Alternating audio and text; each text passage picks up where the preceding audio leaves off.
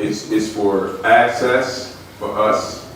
It's for information for us, right? And it's for communication and relationship building for us. If we don't have access to things that can help us, then it's almost impossible, right, to have redemption. So I just want to give you a little bit about what this is about. There's a lot of new faces in here, right? Reentry is when you get out of prison, get out of parole, get off probation, and try to live your life, sometimes with a record on your back. The pardon is about the holy grail of reentry, right? It starts with you coming home or getting off paper, and then it ends with you get the pardon, which really frees you. When I say free, meaning even if you have an excellent job and you make good money, and whatever the case may be that you think that makes you free, you really aren't. The pardon is the holy grail of reentry. Expungement helps you to a certain extent. And I don't talk too deep about expunging because I don't want to sound like a contradicting guy talking about lawyers that do expungements, and there's much more work to be done. It's necessary. It's part of it. That's why this is called a reentry, resetting, and redemption, right? So we have experts here at the table. When I say experts, I mean that people who are experts in their field. You know, like the homie you got in your neighborhood who's an expert at everything you talking about, and they never did nothing. I ain't talking about him or her, right? I'm talking about someone who has a lived experience that have done things to help change people's lives. We've never charged for expungement prisoners, ever. Every time I have one for the years that we've been doing it, right, it's been free. Because this is the way that I believe we can help people without some kind of incentive involved, right? There's always some incentive. You know, when you go somewhere they tell you you're gonna get something for free, you gotta click all these buttons, but they say you gotta buy this for $5.99. This ain't that. This is free $99. That's what this is. So I want to introduce the people that are here at this table. First, I want to give a shout out to all of our sponsors. And I feel kind of sad because I don't remember all of their names, because a lot of sponsors, I don't have a flyer in front of me, but so I don't make mistakes. Thank you to all of the sponsors, the ones that are here and the ones that aren't here, everyone that's on that flyer who helped participate to make this happen. Without sponsors, we couldn't do a lot of this stuff. We need the sponsors to get the information out. So the first person I want to introduce you to tell you his name, and he's going to speak. His name is Mr. Saad. Could you please stand up? Not only is he's a system expert in reentry, he's a reentrant, and I'm not going to tell his story. He's going to tell you himself. The second person I want to introduce is Med. Please stand up back in. She works for legal aid for the southeastern of Pennsylvania. She's been with us since this tour started. Believe it or not, a lot of people didn't want this tour to start in Chester. That's why I started it right here in my hometown, because they didn't believe it shouldn't happen. And the third person, and I'm gonna tell y'all something, right? This is deep.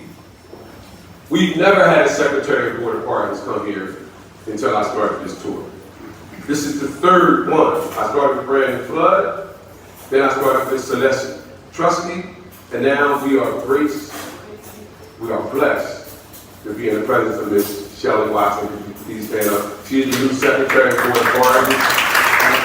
She is the one that's going to sign your paper. She is the one that saw all of your paperwork. Yeah? So even if you go through a lawyer, you go through a public defender, you go through the district attorney's office, you go through anybody, the last stop is her. And we're connected. So, with that being said, I just wanted to break the ice a little bit, because I know you're all here to get something done. I'm going to give you some news that you should know right now. You will not get a pardon today. You know, I have to say this time, because people come here and they've been waiting 32 years to do something, and you come here today and say, well, I can't get it done now. Please. It does not work like that. It is a process. We have a lot of people that have put their paperwork in that are done, right? Some skated on us and never said anything else. Some did tell us. Now, I hope this lady I'm very calm. Don't get shy on me, don't get shy on me, but she's one of the ones that went through this process with us, and she actually got her stuff done. So, Miss, could you please come up here and grace us? Because I feel like a testimonial, right? You know when somebody said you got to hook up, and you can't call nobody to find out that it's really real? See, I'm from the hood, right? You know, somebody say, yo, play this number, somebody say, yeah, I gotta bring somebody real to you, so.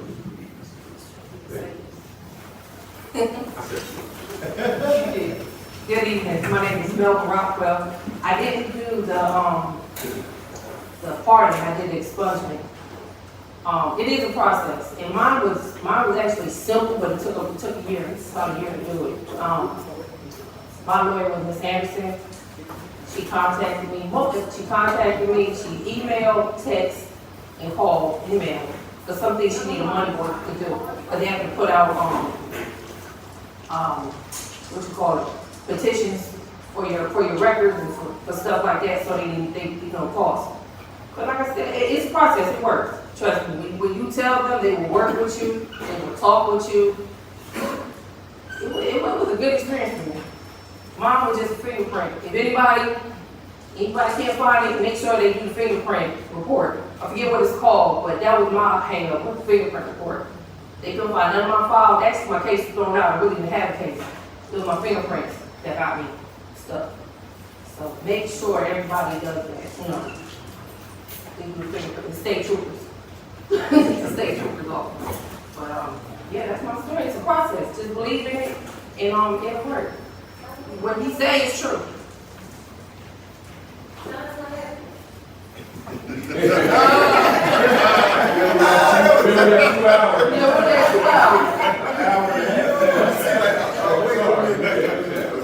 was put on a warrant. My kid's dad riding around doing what he do. I got put on a warrant because the car was in my name, and it was just him and his friend riding around. So I got put on a warrant because the cop was being smart. So I go to bail him out. Thank God I had a friend that worked in the courthouse, and I go to bail him out. She slides the warrant to me and says, your name on the warrant. I'm like, my name is on what? Like, I'm shocked now, I'm about to fall out. So I'm like, okay, whatever. I gotta go through the process. I'm getting arrested. So I'm going through the process. I got a fingerprint, holding cell. Oh, you want me to tell the date? I can tell you the date. Friday, December 31st, 1999. Turn of the new year. I'm trying to get him out. He got arrested Wednesday. I'm like, okay, I got you. You're going to be out the weekend, blah, blah, blah. I'm going to jail. Now, it's done. Now, it's New Year's Eve. The judge is not in there yet. They might come in, they might not. So I'm sitting there looking like, oh my God, I'm going to go to jail over this. So anyway, the judge come in, whatever, I gotta go through the process. That was the process. So I gotta get the lawyer and everything. Lawyer's laughing because you know the cop, and then he says, I'm sorry I gotta charge you this, but it's gonna take less than 5 minutes. Court date comes out, sitting in the court, talking to each other, don't sit next to them or whatever, so I sit over or whatever. He asked the cop, he says, can you describe my client or whatever? He said, oh, there was no female, and there was 2 males. This is how fast my case is over. Thrown out, I ain't had case. But every time my fingerprint kept coming up. It took like almost a year to figure that out. So y'all gotta understand this process.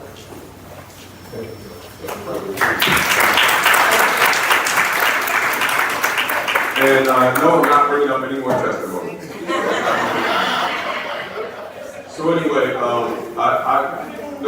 first I want to thank, so we got some attorneys here, real lawyers, not the courthouse lawyers, not the homie that read law for 3 years and tell you to file this. We have real attorneys here that are licensed, and I want to thank them. Mr. Robert Keller, please, here.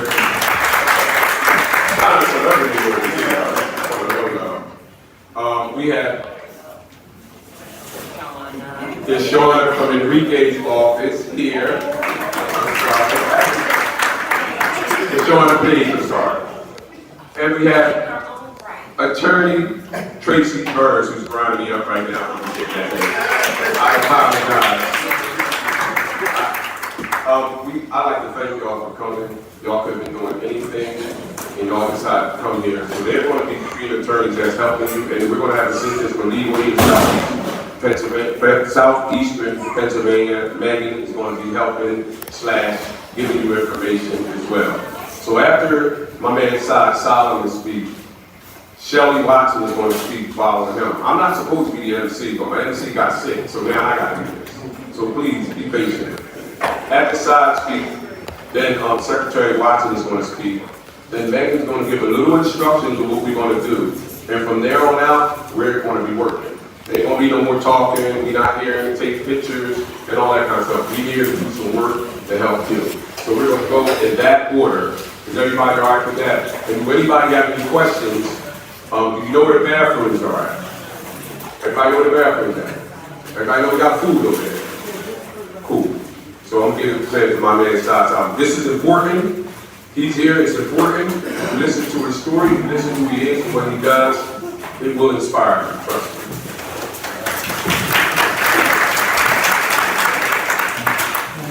Good evening, everybody. I'm always excited when I see a room full because the one thing that we don't do as a community is we don't fool around activities that engage us in reform and restorative aspects of our lives. Too often we find ourselves in circumstances, situations, and we don't engage around dialogue that is restorative, that is fully redemptive, right? So this is really reassuring, and every time we've done one of these pardon clinics, I'm always excited to see a room full of people, because one administrative function, one pardon for you can be completely transformative. And I'm not talking about that from some research that I did or something that I studied. I'm actually talking to you a little bit about what I've lived. So at 17 years old, I went to prison for 15 years. And I came home in 2010.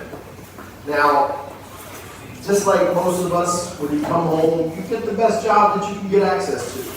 First thing that comes, you just want to stay completely out of the streets, out of the way. You want to just get a job. So I got a job at a pizza shop, worked at a payday loan company, and cleaning up at a church. 2 full-time jobs and 1 part-time job for a year. And I thought I was crushing it, y'all. I thought I was doing it.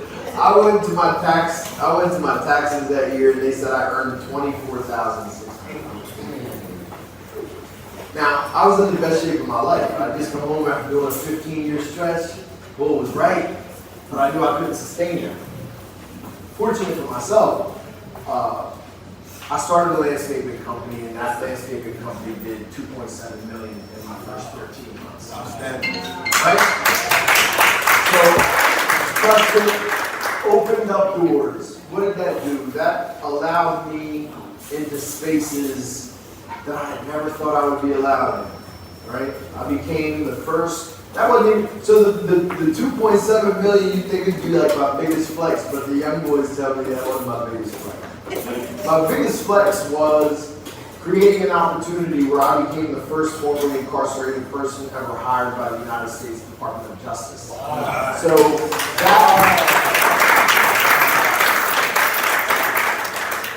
that opened doors, because that was when I got a chance to talk to judges and sit down with them and explain to them what their sentencing conditions were actually doing to us when we came home. Right? For example, there was a federal statute in Delaware. All my work I did in Delaware, which Chester, Delaware, we're all one town, just split by a little bit of an energy company. You come home from incarceration, and your federal probation statute says you can't communicate with other felons. Right? How many of us have felons in our family? You know what I mean? Think about that. So it was those kinds of statutes that I would bring to the attention of the judiciary and say, you know, some of these standard conditions that you call aren't necessarily beneficial to the community. I understand your logic from a system standpoint. You don't want somebody that's been in trouble communicating with somebody that's been in trouble. Okay, I get that, I understand that. But you understand what's happening in our communities. You understand the layers of how deep this gets. I moved into federal service for 7 years, transformed a little bit of what federal probation looks like in Delaware.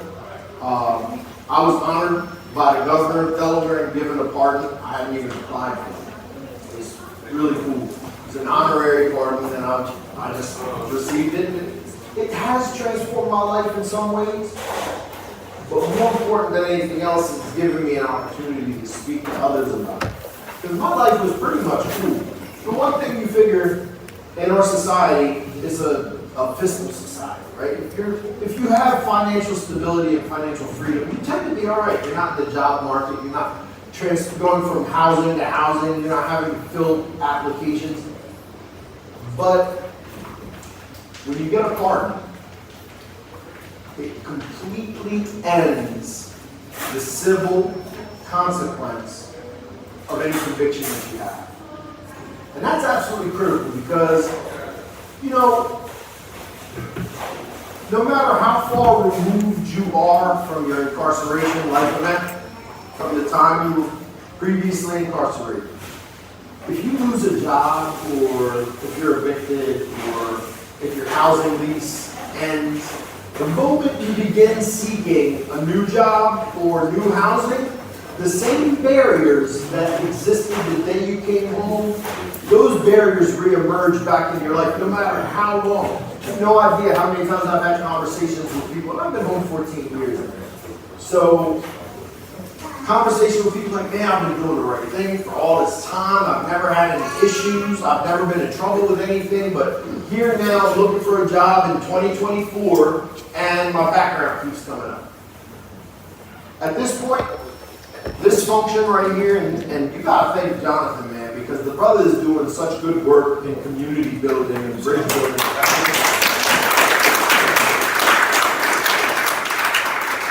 It's not that this doesn't happen. It's that we don't know about it. It's that this isn't accessible to us.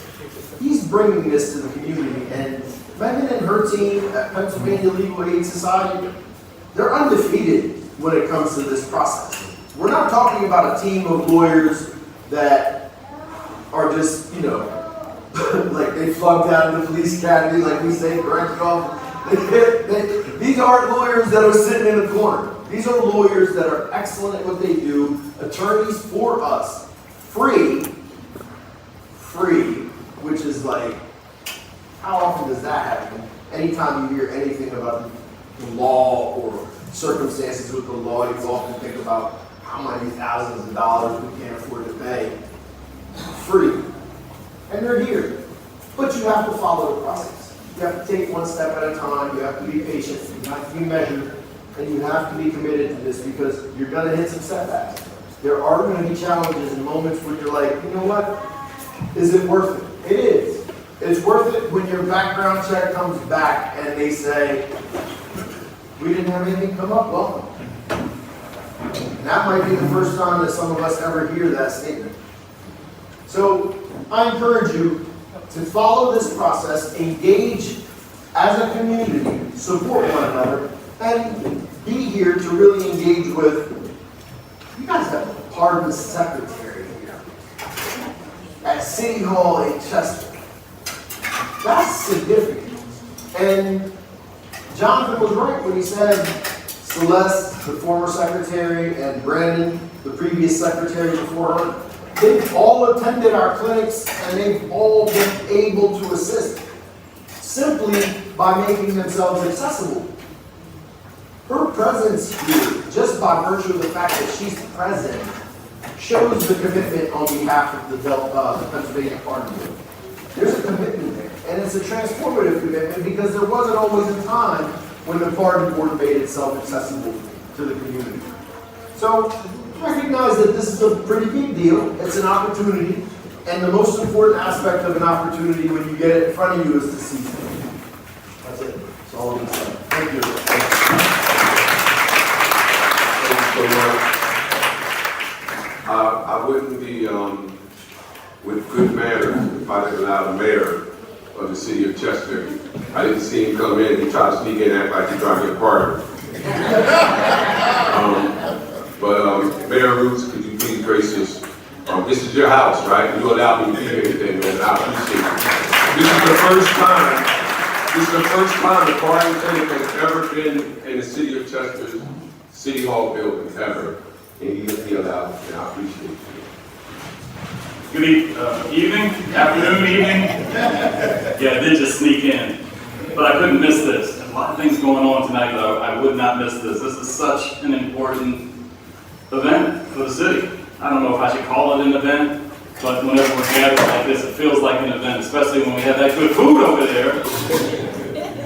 But I want to thank everybody for showing up, for the people here who really need the services that, Jonathan, you've been a champion for so long. Expungement, pardons, that whole re-entry, preventing recidivism. You know, sometimes we get caught up on our worst days and we've got to go places where we don't want to go. And you come back home. And we want Chester to be that home. We want you to feel welcome when you come back. Chester is the city of second chances. It always has been. So many of us have a hard time getting to the next step because of that bad day we had last year, 5 years ago, 10 years ago, 20 years ago, and God forbid I've met people with 46 years and 50 years, and it's just terrible. We're still human. We still need help. So always, I'll open up this space for any services like this because it starts with government. And those of us in government have to support government when it comes down to civic issues and just making sure that people are safe, secure, and live in good places where we care. As a mayor, I care. Love this guy, have been loving him for years, been following his work, supporting his work, and I will continue to do so. For those of you who don't know me, my name is Stefan Roots. I'm the mayor of the city of Chester. I've only been at it for about 4 months, so I have a little grace. There's a lot of things I'm tackling right now. But what I'm not ever going to ignore are those of you who need just a little bit of help. And that's what the case is for many of us right here. We just need a little bit of help. When we have partners like Jonathan who can bring the help right here on site, I'm always in support of. So thank you so much, Jonathan.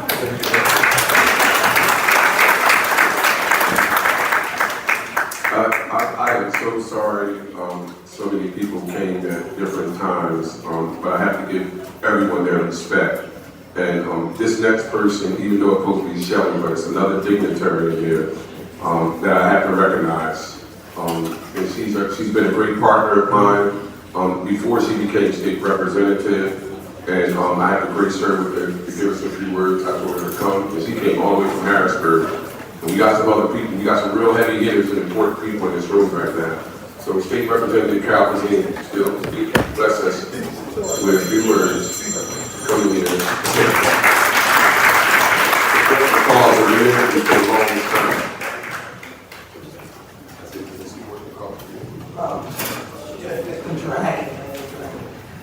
Good evening, everyone. Hey, Steve, right? Hey, Reese, how you doing?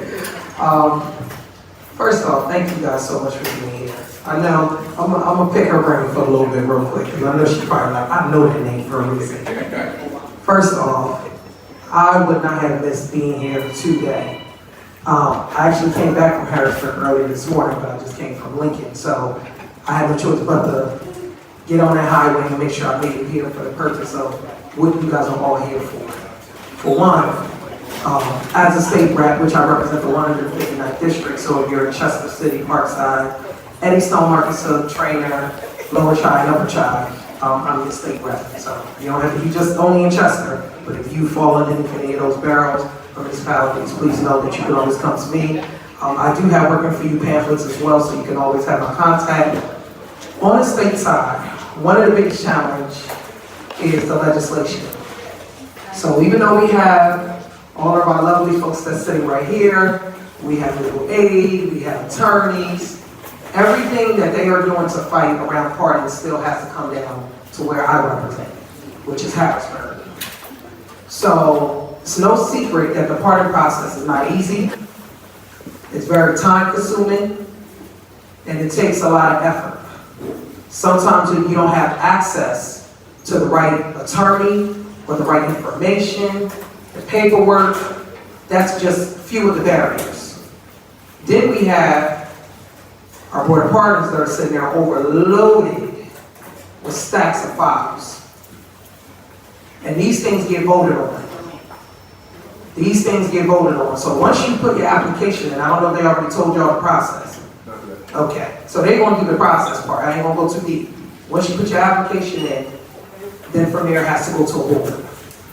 But one, it takes some time for them to get it, review it, and then it gets to that board and then the board votes on it. Now, what I've been doing as a state rep is visiting a lot of state institutions, counties, and even individuals that are currently here, a lot of workforces, to figure out what are the barriers right now when it comes to the process and pardons. Commutations. Well, fines, I know, but that's another thing, which I did get a bill passed around that for fines, for traffic citations, trying to get community service instead of constantly having that as an issue. But when it comes to the commutation process, she can attest that that's an issue by itself. Myself and Speaker McClinton, we introduced a bill to try to get that board as a majority vote, then rather unanimous, to make it easier so people can be able to have commutation and the process can be faster. If you know all the things that were said on that floor, all types of lifetime stories I ain't never heard in my life. And when I say lifetime, if y'all learn lifetime movies, you'll realize the kind of crazy scenes that you see. The scenes that I heard on the floor that I ain't never heard in the case got brought up. So we had to table it. Just because it started to become a victim versus the person who committed. And then everybody it was touchy, because someone either been a victim or knows someone who done something or been on both sides like myself. So those are just some of the challenges, but it's something we are planning on bringing back up this year, so I'm letting you know that. We are planning on bringing back up that commutation again. And I'm hoping we can move a little stronger to make this process much easier and move a little faster. I recognize the need for it. Now, when I said I was going to pick on a secretary here, I called her about an individual. I can't say name, of course, confidentiality. And I said, okay, you knew. I dealt with Celeste and other people, and I still see the former board of secretary. So I said, well, what's your thing here? Well, you tell me what you want to do. And then I talked to her and I said, listen, I know some brothers right now that might need to be home early or already home and need a pardon ASAP. She brought up the same things that got thrown on the former board of secretary desk. And I talked to her about what we were trying to do. And she said, if you can do that, that will help us out a whole lot. So I want you guys to know that even though they're here, I'm here, it's like a chain. We have to partner, literally, in order for these things to be done. Literally. So she can't even move some of these things without me moving some of these things, and I can't move without the board and those that are appointed. So I'm working right now with the governor to try to get that pushed out. We know that there's a big thing. Jonathan, thank you so much too for having me here. When it comes to a lot of people who've had records due to marijuana. By cannabis being a growing industry, what I'm asking the governor to do is to at least clear the records of those that have that, because now that industry is coming faster than what y'all even probably know, or the way it's even exposed right now. And there are so many people with that background, and we're trying to get that cleared. So I'm just trying to come up with a system and a method to at least get that automatically cleared off of people's records. So be expecting a lot of calls, Ms. Burns, from clients that's going to need that, because that's something that we are trying to get transitioned out right now. So one of the biggest issue, another thing, and then I'm going to leave it to that, when the laws change. When the laws change, we still don't have a proper method in place that actually communicates those laws down to the appropriate departments so those things can change. So there are people that are still away or there are people that are just now coming home that got hit with a certain amount of years, where you're still trying to get pardoned for things that have changed, whether the crime has probably decreased as far as the time, what it may look like, it may no longer be a felony, it might just be a misdemeanor. Those are things that are going on right now that we haven't yet still pushed out as a process. So you may have someone, or it may just be yourself who walked around with a whole felony, even though it was a felony at the time, but maybe even when you came home it had already changed. So that's another process we're trying to figure out. How do we get that transitioned out so that doesn't affect a person's record? Are you guys following me a little bit? Okay. All right. So I'm just bringing up to you guys some of the things that I'm working on that I see when I'm talking to these men, women, when I'm talking to different individuals that sit in different departments, whether it's judges, because I don't just meet with, them, I also meet with judges as well behind closed doors, because judges cannot speak up on a lot of things, to talk about what are the barriers and ways that we can even fix their case files. What do they see as a nuisance right now to them that they feel like could be better off in the community? I have judges that say to me, Carol, I'd rather this just be a community service than this being a whole $500 fine, because I'm tired of seeing this person. It's just a nuisance. It's ridiculous.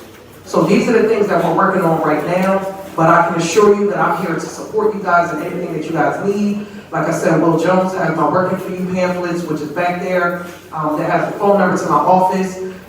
I'm not gonna sit up here and say everybody can just go ahead and get a support letter from me now for a party, but what I will say is I do it, but I have to meet with you.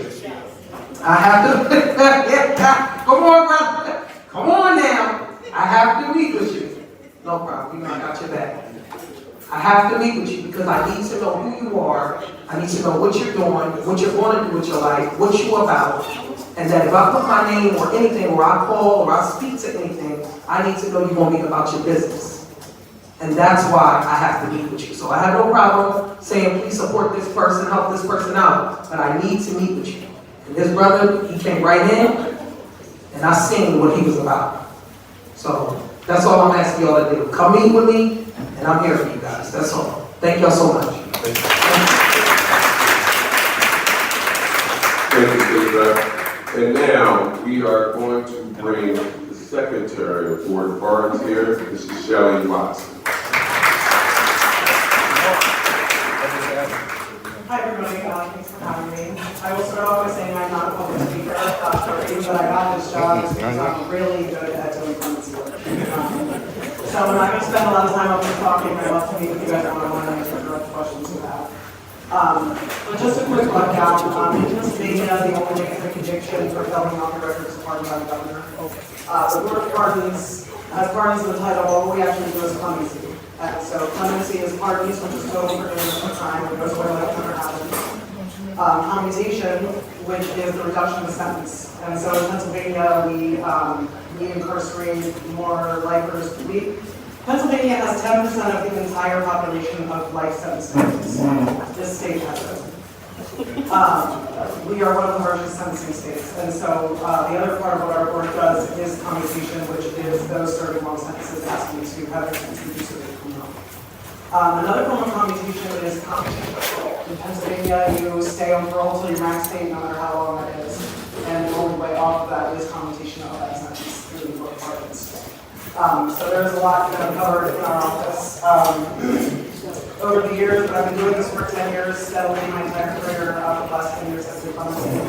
I have watched the application be rewritten to a point that people can understand it without an attorney. I have watched the requirement to pay for an application go away. They've removed the requirements to gather all kinds of extra records, and they really just reduced the process down to where anybody can understand it and anybody can do it and people can be successful. And I just want to say, Megan, that you have in this room, is a super resource. I sit in partner hearings all day, every day, and the cases that come through the legal aid are cases that are well prepared, that have support, that are ready to go and be successful. So this resource that you have right here right now is really valuable, and I hope that you'll take advantage of it. And I think I'm not going to say too much more. I would love to answer direct questions from anybody if you have them now. Thank you. Thank you, Secretary. So instead of going to Jim and Bob in the alleyway, have been in jail for 5 years, you have the secretary right here to ask the real question, to get the real answer, right? So you can get, this is about authenticity, right? We as a community, we are uneducated, we are uninformed, and we are uninvited. It's one of my favorite lines that I use all the time because it is so true. Through my journey of life of what I do. Now, I'm gonna tell y'all something else. I told a little story, right? Earlier, I told a little story. And I want to introduce this next person. He came here all the way from Connecticut. I wouldn't even be right if I didn't tell him to come up here. You know, I want him to come up here, and I want y'all to really listen to him, right? You're going to get a real story of real redemption and how far it can take you if you get your life together. So I'm going to introduce my brother, and the crazy part about it is, we met on social media. He saw my work all the way from Connecticut, right? And we kind of bonded because we in the same kind of work. But I want to introduce his brother because his story, his life, he ain't going to be 30 minutes. But who he is now, from where he was, it's going to blow your mind. I promise you.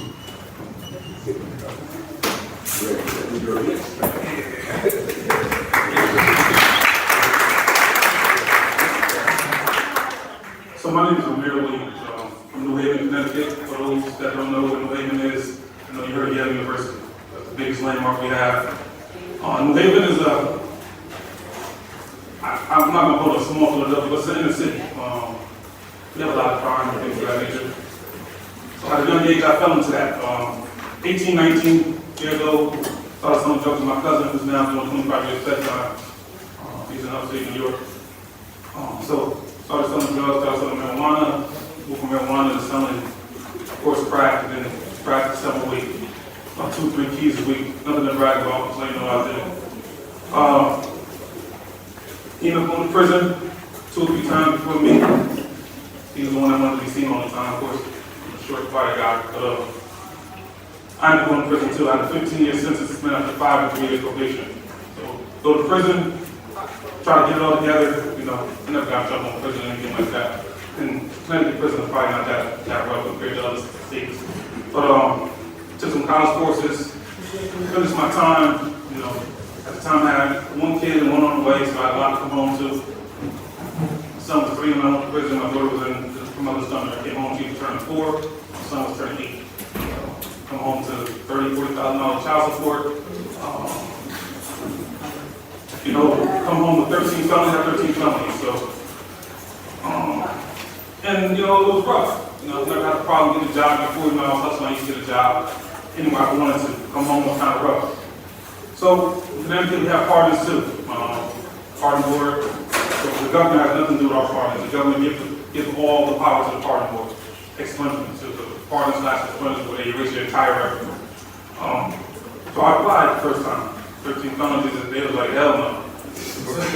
Second time, you know, again, third time, they gave me a provisional pardon.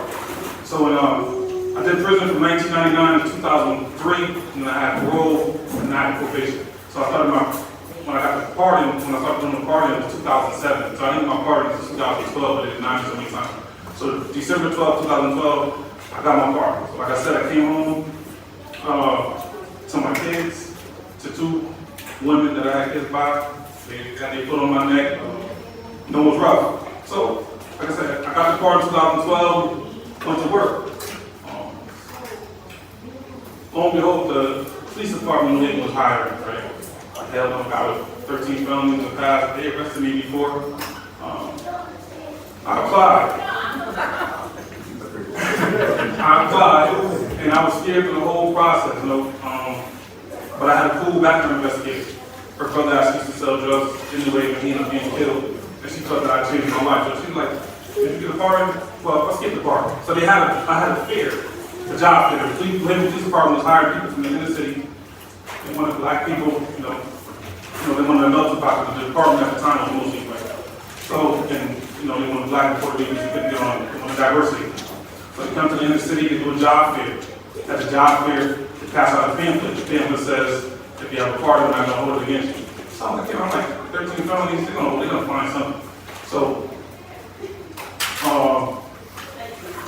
Sergeant Campbell at the time, he became chief of the department. He also moved on to be chief of Yale University Police Department.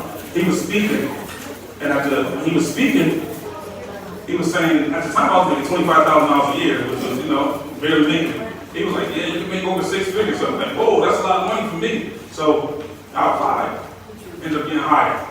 I've been on the job 10 years, 7 years as a police officer, 3 years as a police sergeant. So,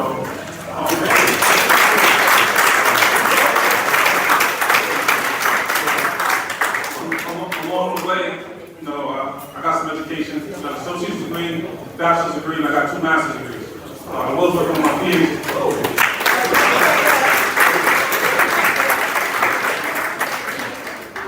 Thank you. I was working on my PhD, but you know, I'm getting kind of old, my brain's slowing down. I may go back, but I don't know. So, became a police officer. Of course, no one in my family is a police officer. At one time, there was 15 of us in jail at the same time. So I don't know how to get on the job. I don't know anything about the job. I'm scared. I know I got this record, and then of course, they pull up an article when my cousin went to prison. I spoke up with my cousin, and they pulled up another article from 1999 when I got arrested. They're passing around the police department.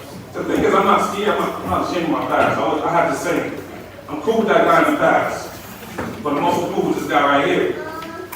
And I always say, me and this guy, that guy decided to jump out, we're gonna beat his ass. So I got things to do. I also started, so they talked about me. So since they talked about me, I said, since they don't know the real story, I'm going to tell them the real story. So I started sharing my story. So I also started a company called It's called Make Everybody Great Again. Now, the company is just me. I just hired somebody else about 6 months ago. But me and her have, she's supposed to be here, but she couldn't make it. Me and her have assisted with over 600 pardons in the state of Connecticut. I just did my first federal pardon. She just got it. It's in the news. If you see, I won't say her name because she don't want me to say her name, but it's all over the news. But if you see the CBS article, it's a girl's name in Central New Haven, Connecticut. That was my first federal pardon that I did. I've also assisted with stealing people's record in New York, pardons in Virginia, and you know, trying to expand and move on so I can help as many people I can. I got some inquiries from Pennsylvania. So the pardoning process, it can work, it does work. I'm not going to say everybody should become a cop because people that don't have records should be cops. Right? So do what you want to do with it. And if you do, but I've assisted some people on the job now that have pardons and they got on. So firemen, postal services, all types of things, businesses, companies. I'm running me. I don't like attention, but because I do the pardon, because of my story, I'm known throughout my city. Part of half of the state, Southern Connecticut, a lot of people know me. So, apply for your pardon, get your pardon, meet those requirements, and do what you got to do because the sky's the limit.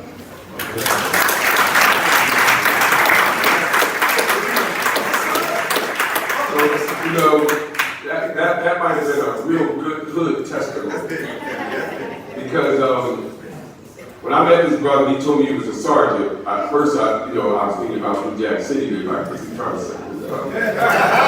I made a cell charge in 1988. You know what I'm saying? I had to make sure because I've never heard anyone do such a thing. But let me tell y'all something. This work, right? And the secretary didn't tell y'all this. Pennsylvania is #1 in the country. We have pardoned more people than anywhere in the US of A. Right here. We did that. We did that. We named #1 in the country. And my team has never lost a pardon case. Magnum is undefeated. They have never lost a pardon case. Because this is the kind of work that we do. I get to meet brothers like him because of the work that I do that inspires me even more. Now, I ain't gonna become no cop or something like that. I'm cool. But I appreciate his camaraderie, right? We communicating, and even though the Knicks and the Sixers were playing tonight, I knew he was stuck in that traffic and he called me, And yeah, go Sixers, by the way. My wife's a New York fan, I don't care. I don't want to be here all night because I'm trying to get out here and go to the game after this is over. So we want to try to get the work. Megan is going to give y'all some instructions. So the instructions is going to be this. The attorneys are going to be going in rooms. We are going to be sending the people that is on the list first. RSVP. Now, you know you ain't an RSVP. If you know you have an RSVP, we got a cop here for Connecticut. No, if you know you ain't RSVP, please don't go in that room. We got a list that people that we want to go in there, and we want to try to get the process started so you guys can try to be one of these stores. Right? This is real change. This is what it looks like. This ain't Instagram or Facebook. This is real change. And I wanted that, but that brother drove 3.5 hours. Man, please give him a round of applause. That brother drove 3.5 hours. There was an accident on the highway. This brother texted me his location to tell me where he was at. I sent him an Uber straight up.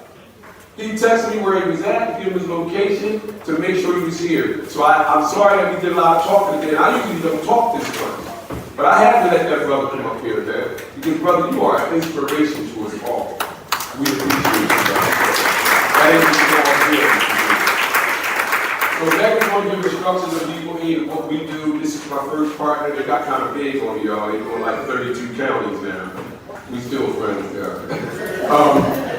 She's going to give you instructions of what we're going to do next and tell you what legal aid does. And after that, I don't think no one else is put on the mic. And if I missed any dignitaries or any important people, and hold up, we're all important in here. I just want to let you know. Ain't nobody too big, you know, that nobody else is important. I see you all. I see all of you. From the person that just came home a couple of weeks ago to the person that's been home for 10, 15, 24 years.